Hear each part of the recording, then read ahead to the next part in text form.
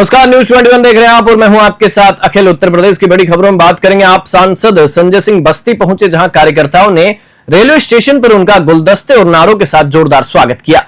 Media से बातचीत में उन्होंने इटावा में यादव कथावाचक के साथ हुई घटना को लेकर सरकार पर तीखा हमला बोला। संजय सिंह ने कहा, कथा पढ़ोगे तो मारेंगे, घोड़ी पर चढ़ोगे तो मारेंगे, मंदिर जाओगे तो मारेंगे, चंदन लगाओगे तो मारेंगे। ये सरकार की मानसिकता है। उन्होंने आरोप लगाया कि सरकार की विचारधारा समाज के 80% बहुसंख्यक हिंदुओं को भी बराबरी से देखने को तैयार नहीं है। उन्होंने कहा, आरएसएस को बने 100 साल हो गए, लेकिन अब तक एक भी आरएसएस प्रमुख दलित, पिछड़ा, आदिवासी या महिला नहीं हुआ। जो लोग इटावा की घटना के दोषी हैं, उन्हें सरकार का संरक्षण प्राप्त है। कांग्रेस अध्यक्ष मल्लिकार्जुन खड़गे के राष्ट्रपति संबंधी बयान पर प्रतिक्रिया देते हुए संजय सिंह ने कहा, मैंने बयान नहीं सुना, लेकिन मैं मानता हूं कि वंचित शोषित वर्ग को राजनीति और नौकरी में आगे लाना जरूरी है। बस्ती से दिलीप पांडे की रिपोर्ट।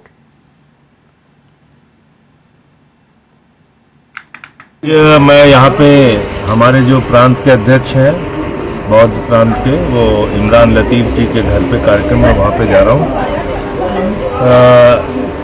पत्रकारों से भी बातचीत का समय तय हुआ है, तो आप लोगों से भी बातचीत करेंगे विस्तार से। लेकिन जो सबसे ज्वलंत मुद्दा है इस वक्त, बच्चों के स्कूल बंद करने का, उसको लेके आम आदमी पार्टी पूरे उत्तर प्रदेश में आंदोलन करेगी। और कल जो हाई कोर्ट का फैसला आया है, उसने बहुत निराश किया है हम सबको भी और उन मासूम बच्चों को भी, जो बड़ी उम्मीद से हाई कोर्ट गए थे कि शायद सरकार नहीं सुन रही है तो न्यायालय उनको न्याय देगा। लेकिन दुर्भाग्य से कल न्यायालय ने भी सरकार का साथ दिया और सरकार के हक में फैसला दिया। बच्चों के स्कूल बंद हो रहे हैं, माएँ रो रही हैं, परिवार के लोग रो रहे हैं। 3-3 किलोमीटर दूर बच्चों का स्कूल कर दिया गया है। रेलवे क्रॉसिंग पार करके जाना है, मार्केट की सड़क पार करके जाना है।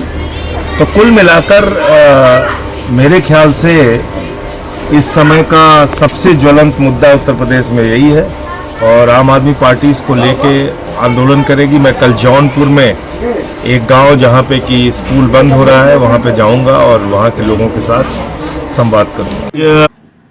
पुरानी बस्ती थाना क्षेत्र की शुगर मिल के पास बन रहे ओवरब्रिज निर्माण के दौरान उस समय विवाद खड़ा हो गया, जब निर्माण कार्य में लगे कर्मचारियों ने पास स्थित एक मंदिर को क्षतिग्रस्त कर दिया। बिना उच्च अधिकारियों की अनुमति के की गई इस कार्रवाई की सूचना पर बजरंग दल के कार्यकर्ता मौके पर पहुंचे और धरना प्रदर्शन शुरू कर दिया। साथ ही साथ आपको बता दें कि मामले की गंभीरता को देखते हुए पुलिस को धरना समाप्त कराने में खासी मशक्कत करनी पड़ी। प्रदर्शनकारियों की मांग पर रेलवे एक्सीएन ने जांच के बाद 2 कर्मचारियों को तत्काल प्रभाव से सस्पेंड कर दिया। बजरंग दल के कार्यकर्ता एक्सीएन की कार्रवाई से संतुष्ट नजर आए और धरना समाप्त कर दिया गया। साथ ही तत्काल प्रभाव से मंदिर के पुनर्निर्माण का कार्य भी शुरू कर दिया गया। बस्ती से दिलीप पांडे की रिपोर्ट।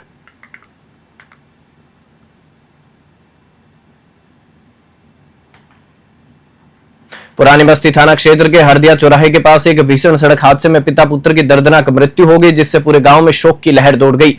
जानकारी के अनुसार तेज रफ्तार में जा रही एक बाइक अचानक अनियंत्रित होकर डंपर में जा घुसी, जिससे बाइक सवार विवेक धर और उनके पिता विद्याधर की मौके पर ही मृत्यु हो गई। दोनों भीतेहरा थाना रुंधोली अंतर्गत पचारी खुर्द गांव के निवासी थे। हादसे की सूचना पर पुलिस मौके पर पहुंची और एम्बुलेंस से दोनों को जिला अस्पताल भिजवाया, जहां चिकित्सकों ने उन्हें मृत घोषित कर दिया। पुलिस ने शव को कब्जे में लेकर पोस्टमार्टम के लिए भेज दिया है और हादसे की जांच की जा रही है। बस्ती से दिलीप पांडे की रिपोर्ट।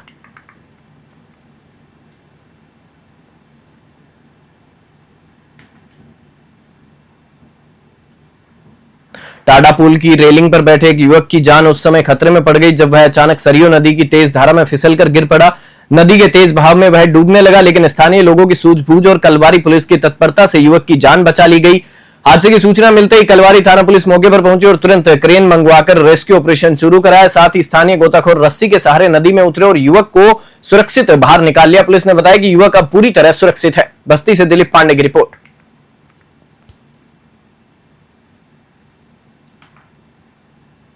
राज ठाकरे और उद्धव ठाकरे के हिंदी विरोधी बयान के खिलाफ बरेली में शिवसेना के कार्यकर्ताओं का गुस्सा फूट पड़ा। शिवसेना जिला प्रमुख दीपक पाठक के नेतृत्व में पटेल चौक पर जोरदार प्रदर्शन हुआ, जहां राज ठाकरे और उद्धव ठाकरे का पुतला फूंका गया। शिव सैनिकों ने कहा, हिंदी किसी राज्य की नहीं, यह भारत की आत्मा है। इसका अपमान असंवैधानिक और राष्ट्र विरोधी है। उन्होंने सभी हिंदी प्रेमियों और राष्ट्रवादी नागरिकों से अपील की कि वे हिंदी के सम्मान में आगे आए और ऐसे मानसिकता का खुला विरोध करें। इस दौरान हिंदी का अपमान नहीं सहेगा, हिंदुस्तान राजनीति नहीं चलेगी, भाषा के नाम पर जैसे नारे गूंजते रहे। बरेली से पवन कुमार की रिपोर्ट। क्या मामला है पुतला किसके पूरा? देखिए मामला जो है पूर्व में जो शिवसेना यूबीटी है उद्धव बाला साहब ठाकरे और जो मन से महाराष्ट्र नव निर्माण सेना के जो प्रमुख है राज ठाकरे, इन दोनों भाइयों ने वहां पर सरकार के द्वारा महाराष्ट्र के अंदर मराठी के साथ साथ हिंदी को पाठ्यक्रम में शामिल करने का प्रावधान लाया गया था, जिसका इन लोगों ने विरोध करा वहां पर कि हम हिंदी को वहां शामिल नहीं होने देंगे और उत्तर भारतीयों के साथ मारपीट की जा रही है। उसका लेकर के हमारे पूरे प्रदेश में जो है पूरे उत्तर प्रदेश के अंदर जो है शिवसेना जो आदरणीय उप मुख्यमंत्री एकनाथ शिंदे साहब के माध्यम से चल रही है, उसके नेतृत्व में हम सभी लोगों ने आज पूरे उत्तर प्रदेश में राज ठाकरे उद्धव ठाकरे का पुतला दहन किया है और जोरदार प्रदर्शन करके इस बात का विरोध किया है कि भाई हर स्थिति में हिंदी हमारी राष्ट्रभाषा है, हिंदी के साथ हम कोई भी समझौता नहीं करेंगे और उसमें शामिल होनी चाहिए। पूर्वांचल राज्य के गठन को लेकर चंदौली में पूर्वांचल शक्ति संगठन ने बड़ा ऐलान किया है। संगठन के अध्यक्ष राजेश पांडे की अध्यक्षता में बैठक कर अलग राज्य की मांग को लेकर आंदोलन की रणनीति तैयार की गई। संगठन ने काशी को प्रस्तावित राजधानी बनाने की वकालत की। रोजगार, सड़क, स्वास्थ्य, शिक्षा जैसी बुनियादी सुविधाओं के लिए अलग राज्य जरूरी है। 2011 की जनगणना में उत्तर प्रदेश की आबादी 24 करोड़ पार, प्रशासनिक विभाजन समय की मांग। राजेश पांडे ने कहा, पूर्वांचल के साथ दशकों से अन्याय हुआ, अब हम चुप नहीं बैठेंगे। समाज के हर वर्ग से समर्थन लेकर आंदोलन तेज किया जाएगा। चंदौली से जयशंकर की रिपोर्ट।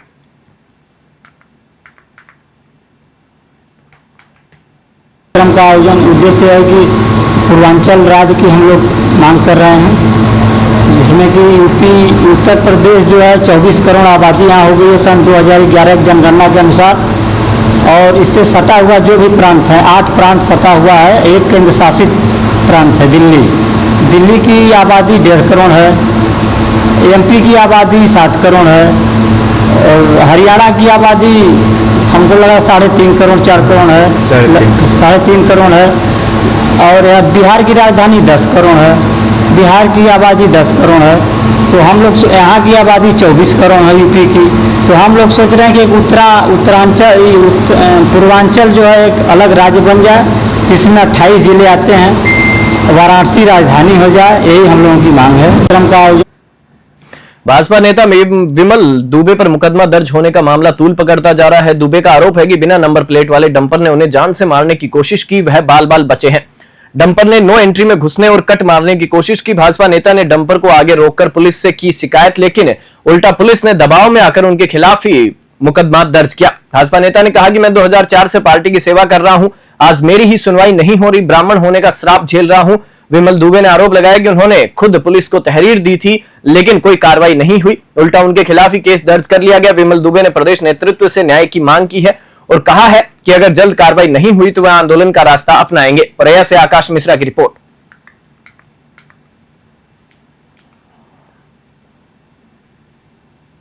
आपको कि मेरा नाम विमल द्विवेदी है, पिता का नाम श्री अवधेश कुमार द्विवेदी है। मैं विधुना रोड बेला का निवासी हूं। 2004 से भारतीय जनता पार्टी की सेवा कर रहा हूं। दूसरी बात, अब आ जाओ आप जिस मामले को आप पूछ रहे हैं उस मामले को मैं बता दूं। मैं मनोज गुप्ता की मिल से आ रहा था, जो निर्माणाधीन मिल है, वहां से आ रहा था। चूंकि यहाँ पे 6 बजे नो एंट्री लग जाती है, 9:15 बजे का मामला है कि मैं वहां से जैसे निकला तो एक तेज रफ्तार डंपर बिगर नंबर का आ रहा, उसने हमें कट मारा, लेकिन मैं मोटरसाइकिल से था, आराम से निकल गया। मैंने उसको आगे घेर कर रोका, कस्बे में जैसे रोका, मैंने कहा कि तुमने क्यों हमने कहीं कट मारा, हमने बुलाया अपने मालिक को। इतने में उसने अपने मालिक को फोन लगाया, तो यहाँ पे भारतीय जनता पार्टी की राज्यसभा सांसद, प्रदेश अध्यक्ष महिला मोर्चा माननीय श्री गीता शाक्य जी के भतीजे, जो अपने आप को भतीजा बताते हैं, सीलू कुशवाहा आए। उनके साथ एक व्यक्ति और आया और आके सीधे गाली गलौज करने लगे। बोले तेरी हिम्मत कैसे पड़ी गाड़ी रोकने की। स्वयं ये गाड़ी के उस पर चढ़ गए, बोले कि तेरे ऊपर मैं गाड़ी चढ़ा दूंगा। मैं गाड़ी के आगे खड़ा हो गया, मैंने कहा चढ़ा दो गाड़ी मेरे ऊपर। दूसरी बात, नो एंट्री में बिगर नंबर का ट्रक कैसे घुसा। तीसरी बात कि उस ट्रक में जो मिट्टी लदी थी उसमें कन्नौज जिला की, जो ये इसी का हवाला दे रहे, कन्नौज जिला और बेला औरैया जिला की क्या परमिशन थी, खनन की विद ट्रांसपोर्टिंग थी। जिले में बस संचालकों की लापरवाही छात्रों की जान पर भारी पड़ रही है। कॉलेज जाने वाले छात्र ओवरलोड बसों में जान जोखिम में डालकर सफर करने को मजबूर हैं। कई छात्र बस के गेट पर लटककर और छत पर बैठकर कॉलेज जाते हैं। बस संचालक क्षमता से अधिक सवारी भर रहे हैं। खासकर ग्रामीण रूटों की बसें रहती हैं पूरी तरह ओवरलोड। छात्रों को मजबूरी में छत पर बैठकर सफर करना पड़ता है। ग्रामीण क्षेत्रों में कॉलेज होने के कारण छात्रों को इसी तरह की बसों में सफर करना पड़ता है। प्रशासन की लापरवाही और परिवहन विभाग की चुप्पी भी इस समस्या को और गंभीर बना रही है। स्थानीय लोगों और छात्रों ने प्रशासन से सख्त कार्रवाई की मांग की है। ललितपुर से निहाल सेन की रिपोर्ट। राष्ट्रीय राजमार्ग 9 पर उस वक्त हड़कंप मच गया जब उत्तर प्रदेश सरकार की राज्य मंत्री गुलाब देवी के काफिले की गाड़ियां आपस में भिड़ गई। हादसा छिजारसी पुलिस चौकी के पास हुआ। काफिले की 3 गाड़ियां क्षतिग्रस्त हुई। मंत्री गुलाब देवी को मामूली चोटें आई हैं और रामा अस्पताल में उन्हें भर्ती कराया गया है। हादसे की सूचना मिलते ही डीएम और एसपी मौके पर पहुंचे। दिल्ली से अमरोहा जाते समय यह हादसा हुआ। पुलिस और प्रशासन ने मौके पर पहुंचकर स्थिति को संभाला। फिलहाल मंत्री की स्थिति सुरक्षित और स्थिर बताई जा रही है। हापुड़ से मोनिस खान की रिपोर्ट।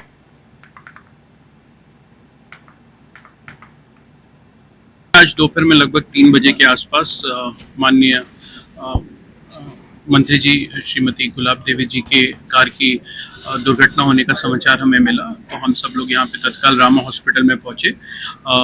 अभी मैम का इलाज यहाँ पे चल रहा है और जो अभी तक सीटी स्कैन और एक्सरे रिपोर्ट्स आई हैं उसके हिसाब से किसी भी प्रकार के चिंता या खतरे की कोई बात नहीं है। मैडम को रूम में शिफ्ट कर दिया गया है जहाँ पे वो वर्तमान में आराम कर रही हैं। मंत्री जी दिल्ली से लौट रही थी वापस, जैसे टोल पार करने के बाद में पुल पे चढ़ते हैं तो वहाँ 3 गाड़ियाँ आपस में टकरा गई, जिसमें माननीय मंत्री जी को भी खराश और चोट लगी है। तो उन्हें यहाँ सबसे नज़दीक रामा हॉस्पिटल था, तो यहाँ रामा हॉस्पिटल में लेके आए। आपने देखा होगा कि यहाँ सब डॉक्टरों ने जो उनकी सीटी स्कैन MRI वगैरह की है तो वो सब नॉर्मल आई हैं। आगे भी उनके वैसे वो ठीक हैं, रूम में उन्हें शिफ्ट कर दिया गया है। उनके परिवार वाले भी पहुँचने ही वाले हैं। तेज रफ्तार का कहर एक बार फिर जानलेवा साबित हुआ। थाना बाबूगढ़ क्षेत्र के कुचेसर चोपले पर नैनीताल से लौट रही एक कार डिवाइडर से टकरा गई, जिससे मौके पर ही 2 लोगों की मृत्यु हो गई और 3 अन्य गंभीर रूप से घायल हो गए। कार की रफ्तार बेहद तेज बताई जा रही है। सभी सवार नैनीताल से घूमकर लौट रहे थे। घटना के बाद मौके पर पहुंची पुलिस जांच में जुटी है। घायलों को अस्पताल में भर्ती कराया गया। पुलिस हादसे के कारणों की जांच कर रही है और परिजनों को सूचना दे दी गई है। यह हादसा रफ्तार पर काबू न होने की कीमत को एक बार फिर बयां करता है। हापुड़ से मोनिस खान की रिपोर्ट।